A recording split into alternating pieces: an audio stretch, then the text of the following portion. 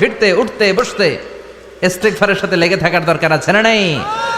আবার বিশ্বনবী বললেন, সদা সর্বদা যারা সব সময় ইস্তিগফার পড়বে, আল্লাহর পক্ষ থেকে কোনো আযাব গজব তাদের উপর পাকড়াও হবে না। ওয়া মা কানাল্লাহু মুআযযিবাহুম ওয়া হুম ইস্তাগফিরুন। সুবহানাল্লাহ। যতক্ষণ তুমি ইস্তিগফার পড়বে আল্লাহর পক্ষ থেকে প্রোটেকশন আছে না নাই? তাহলে চারটা জিনিস পেলেন। এক নম্বরে বিপদ থেকে মুক্তি দিবে কে? টেনশন মুক্ত করে দিবে কে? রিজিকের ব্যবস্থা করে দিবে কে? আল্লাহর আযাব আর গজব থেকে আপনার হেফাজতে রাখবে কে? ইস্তিগফার পড়ার 5 নম্বর ফজিলত হচ্ছে সব সময় ইস্তিগফার পড়লে আপনি মুস্তাজাবুদ দাওয়া হয়ে যাবেন। কি হয়ে যাবেন? মানে দোয়া করলেই কবুল করবে কে? মুস্তাজাবুদ দাওয়া, এই টার্মিনোলজি, এই পরিভাষাটাকে আজকে প্রথম শুনলেন? খেয়াল রাখবেন, মুস্তাজাবুদ দাওয়া মানে এমন ব্যক্তি, যেই ব্যক্তি দোয়া করতে দেরি কিন্তু দোয়া কবুল হতে দেরি হয়। হাত তুলে দোয়া করতে দেরি, মুহূর্তেই দোয়া কবুল করে নেয় কে? আপনি যদি সব সময় ইস্তিগফারের আমলটা করেন, আপনারে মুস্তাজাবুদ দাওয়া বানিয়ে ফেলবে কে? আপনারা ইমাম আহমদ ইবনে হাম্বলের নাম শুনেছেন? আমাদের ইসলামে 4টা মাযহাবের প্র্যাকটিস আছে, অনুশীলন। হানাফি, শাফিঈ, মালিকি। 4 নাম্বারটা কথা কন।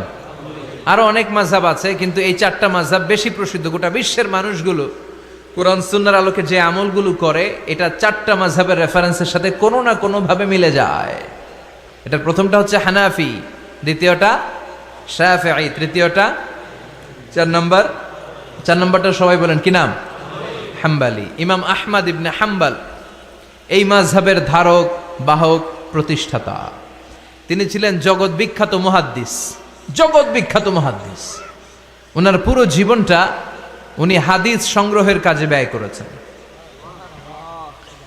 এবং একক স্বতন্ত্র হাদিসের গ্রন্থ হিসেবে পৃথিবীর সবচাইতে বড় যে হাদিসের কিতাব, ওইটার নাম হচ্ছে মুসনাদে আহমদ ইবনে হাম্বল। যারা আলেম ওলামা আছেন জানেন না? মুসনাদে আহমদ ইবনে হাম্বল, এটার মধ্যে প্রায় 40,000 হাদিসের কম্পাইলেশন আছে। সুবহানাল্লাহ, বাড়িতে গিয়ে বললেন। এত বিশাল হাদিসের গ্রন্থের রচয়িতা। ওনার শেষ জীবনে উনি হাদিস সংগ্রহের জন্য সফর করতেন। শীতের এক রাতে তিনি সফরে বেরিয়েছেন। এক মসজিদে মাগরিব আর এশার সালাত পড়ে তিনি ভাবলেন ফজরের সালাত এই মসজিদে পড়ে সকালবেলা বেরোবো, যেহেতু বাইরে শীত, কই আর যাব। ব্যাগ থেকে কাঁথা বের করে হাদিস পড়তে শুরু করেছেন, আর ভাবলেন হাদিস পড়তে পড়তেই রাতটা কাটিয়ে দিব। কিন্তু মসজিদের দারোয়ান এসে বলে, মুরব্বী, মসজিদে তো থাকা যাবে না, আপনি বেরোন। আহমদ ইবনে হাম্বল অনুনয় বিনয় করলেন যে তোর কাছে হাত জোর করে ক্ষমা চাই বাবা, এই শীতের রাতে আমারে বের করে দিস না, আমি রাতটা মসজিদে কাটাতে চাই। আমি ফজরের নামাজেরও মুসল্লি এই মসজিদের, আমি ফজর পরে তারপরে যাব।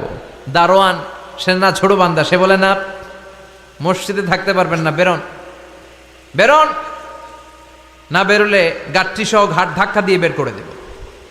চিনতে পারে নাই যেটা মুহাদ্দিসুদ দাহার, এ যুগের সর্বশ্রেষ্ঠ মুহাদ্দিস ইমাম আহমদ ইবনে হাম্বল।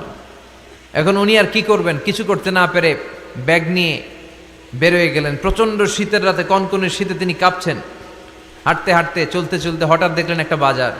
ওই বাজারে এক খাব্বাজ, রুটির দোকানদার, শাবুন খাব্বাজ, যুবক রুটি বানাচ্ছে। যে সালাম দিলেন, আসসালামু আলাইকুম। বাবা, শীতের রাতে বিপদে পড়েছি, যাওয়ার জায়গা নেই। তোমার যে চুলাতে তুমি রুটি বানাও, এই চুলার পাশে বসে যদি সারা রাত আমি কাটিয়ে দেই আর চুলা থেকে আগুন পোয়াই, তোমাকে কোনো ক্ষতি হবে? যুবক বলেন, না না, কোনো ক্ষতি হবে না। আহলান ওয়া সাহলান, এ আমার হাবান বিক, খোশ আমদেদ, এটা তো খোশ নসিব আমার, আপনি আগুন পোহালে আমার সমস্যা কি, আসেন। ইমাম আহমদ ইবনে হাম্বল যুবককে শুকরিয়া জানিয়ে, আল্লাহর শুকরিয়া করে চুলার পাশে বসে আবার হাদিস পড়তে লাগলেন। কিন্তু তিনি লক্ষ্য করলেন যে যুবকটা একটু পর পর আওয়াজ করে পড়ে আস্তাগফিরুল্লাহ। কি পড়ে? আটা দিয়ে রুটি বানায়, পড়ে আস্তাগফিরুল্লাহ। রুটির খামির বানায়, পড়ে আস্তাগফিরুল্লাহ। খামিরগুলো দলা বেঁধে গোল গোল করে সাজিয়ে রাখে, আর কি পড়ে? বেলুন দিয়ে এগুলোর বলে চুলার ভিতরে ঢুকায় দেয়, আর কি পড়ে? কেউ রুটি কিনতে আসলে তার হাতে রুটি তুলে দেয়, আর কি পড়ে? টাকা দিলে টাকা নিয়ে ক্যাশ বক্সে রেখে দিয়ে কি পড়ে? শুধু পড়ছে আস্তাগফিরুল্লাহ আস্তাগফিরুল্লাহ। ইমাম আহমদ ইবনে হাম্বল তো অবাক, ঘটনা কি, এই যুবকের হলোটা কি? শুধু আস্তাগফিরুল্লাহ।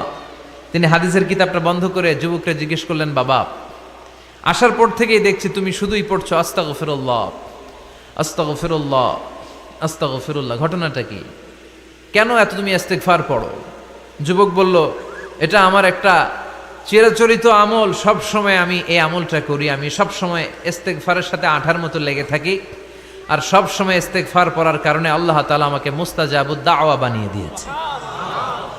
মানে আমি দোয়া করলেই দোয়া কবুল হয়ে যায়। এই জীবনে আমি যত দোয়া হাত তুলে করেছি, মুহূর্তের মধ্যে আমার দোয়াগুলো কবুল করে নিয়েছে কে? শুনে তো ইমাম আহমদ ইবনে হাম্বল অবাক, বলে কি, আনতা মুস্তাজাবুদ দাওয়া? তুমি মুস্তাজাবুদ দাওয়া, তুমি দোয়া করলেই কবুল? না, আনা মুস্তাজাবুদ দাওয়া, হ্যাঁ আমি দোয়া করলেই কবুল হয়ে যায়। তুমি জীবনে যা দোয়া করেছো সব পেয়েছো? হ্যাঁ আমি জীবনে যা দোয়া করেছি আমি সব পেয়েছি, সব দোয়া কবুল হয়েছে আমার জীবনে, শুধু একটা দোয়া ছাড়া। ইমাম আহমদ ইবনে হাম্বলের কৌতূহল আরো বেড়ে গেল। সব দোয়া তোমার কবুল হয়েছে, একটা দোয়া কবুল হয় নাই, সেটা আবার যুবক বলতে আরম্ভ করলো, আমার যে দোয়াটা কবুল হয় নাই সেটা হচ্ছে আমি আল্লাহর কাছে অনেকবার দোয়া করেছি, আল্লাহ শুনেছি এই জামানার সবচেয়ে বড় মুহাদ্দিস, তার নাম নাকি ইমাম আহমদ ইবনে হাম্বল। আল্লাহ তোমার কাছে আমার আকুতি, তোমার কাছে আমার মিনতি, আমি যেন এত বড় মুহাদ্দিসের হাতে হাত রেখে মুসাফা করতে পারি আর তার কপালে একটা চুমু দিতে পারি। আমার এই দোয়াটা আজও কবুল হয় নাই। আজও আল্লাহ তাআলা এই দোয়াটা কেন যে কবুল করে না আমি জানি না।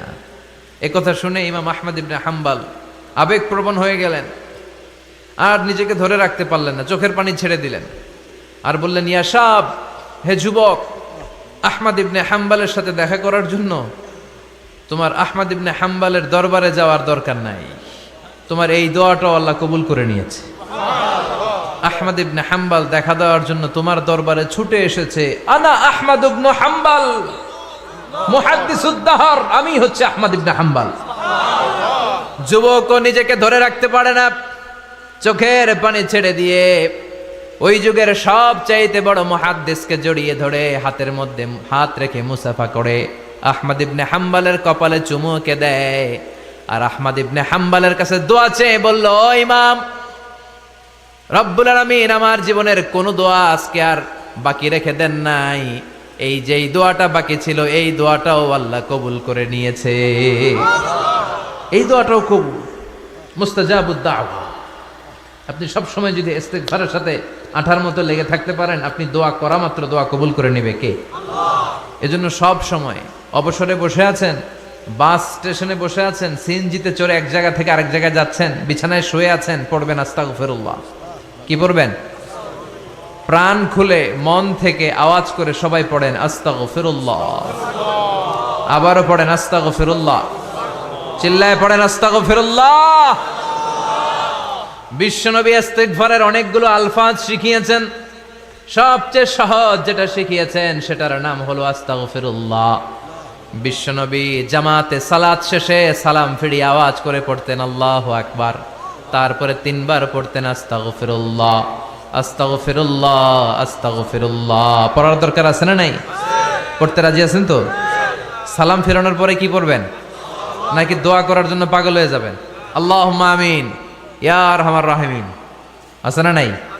পাগল হয়ে যায় দোয়া করার জন্য, কিন্তু তাসবিহগুলো পড়তে চায় না। বিশ্বনবী লম্বা তাসবিহ পড়তেন, সালাম ফেরানোর পরেই আস্তাগফিরুল্লাহ। পড়তে রাজি আছেন? আবার বিশ্বনবী বললেন, যে ব্যক্তি পড়বে আস্তাগফিরুল্লাহ আল্লাযী লা ইলাহা ইল্লা হুয়াল হাইয়ুল কাইয়্যুম ওয়া আতুবু ইলাইহি, যুদ্ধের ময়দান থেকে যদি কেউ পালিয়ে যায় তার কোনো মাফ নাই। এটা অনেক বড় কবিরা গুনাহ, আত-তাওয়াল্লি মিন ইয়াউমিজ যাহফ, যুদ্ধের ময়দান থেকে পালালে ওর কোনো মাফ নাই। বিশ্বনবী বলেন, যুদ্ধের ময়দান থেকে পালিয়ে এসেছে কোনো মুসলিম সৈনিক, সেও যদি এই আস্তাগফিরুল্লাহ আল্লাযী লা ইলাহা ইল্লা হুয়াল হাইয়ুল কাইয়্যুম ওয়া আতুবু ইলাইহি মন থেকে পড়ে, তার জীবনের গুনাহ আল্লাহ মাফ করে দিবে।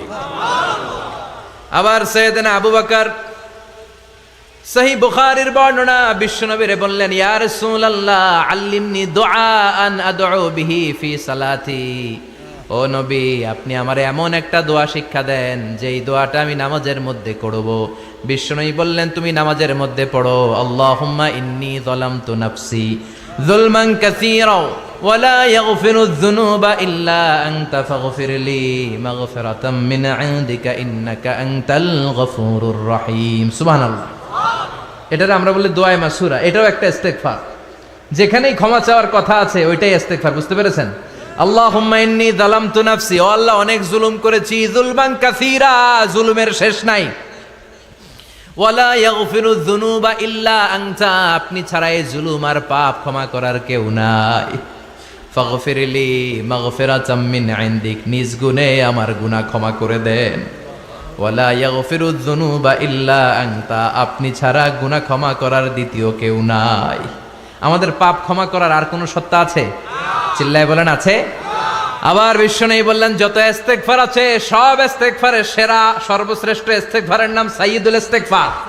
কি নাম? সহিহ বুখারীর বর্ণনা, শাদ্দাদ ইবনে আউস রাদিয়াল্লাহু তাআলা আনহু বর্ণনা করে বলেন, কেউ যদি দিনের বেলা একবার সাইয়্যিদুল ইস্তেগফার পড়ে, ওই দিন যদি লোকটার মৃত্যু হয়ে যায়, মুহূর্তের মধ্যে লোকটারে জান্নাতি ঘোষণা দিয়ে দিবে কে? রাত্রিবেলা যদি কেউ সাইয়্যিদুল ইস্তেগফার একবার পড়ে, ওই রাতে ইন্তেকাল হলে তার জীবনের সব গুনাহ মাফ করে দিয়ে ওই লোকটারেও জান্নাতি করে দিবে কে? দিনে যদি সাইয়্যিদুল ইস্তেগফার একবার পড়েন, ওই দিনে ইন্তেকাল করলে আপনি জান্নাতি। রাতে যদি সাইয়্যিদুল ইস্তেগফার কেউ পড়েন, ওই রাতে ইন্তেকাল হলে আপনি জান্নাতি। এটা সহিহ বুখারীর বর্ণনা। সব ইস্তেগফারের রাজা, শ্রেষ্ঠ ইস্তেগফার মুখস্থ আছে না? কার কার মুখস্থ আছে? হাত তুলেন। সাইয়্যিদুল ইস্তেগফার মুখস্থ আছে কার? মাশাআল্লাহ, তাবারাকাল্লাহ। এটা আপনাদের বাড়ির কাজ দিলাম। এই ইস্তেগফারটা কেউ যদি রাতে পড়ে, ওই রাতে মৃত্যু হলে সে জান্নাতি। এই ইস্তেগফারটা যদি কেউ দিনে পড়ে, ওই দিনে মৃত্যু হলে সে জান্নাতি। এটার নাম সাইয়্যিদুল ইস্তেগফার। আল্লাহুম্মা আনতা রাব্বি লা ইলাহা ইল্লা আনতা خلقتني وأنا عبدك وأنا على عهدك ووعدك ما استطعت أعوذ بك من شر ما صنعت أبوء لك بنعمتك علي وأبوء بذنبي فاغفر لي فإنه لا يغفر الذنوب إلا أنت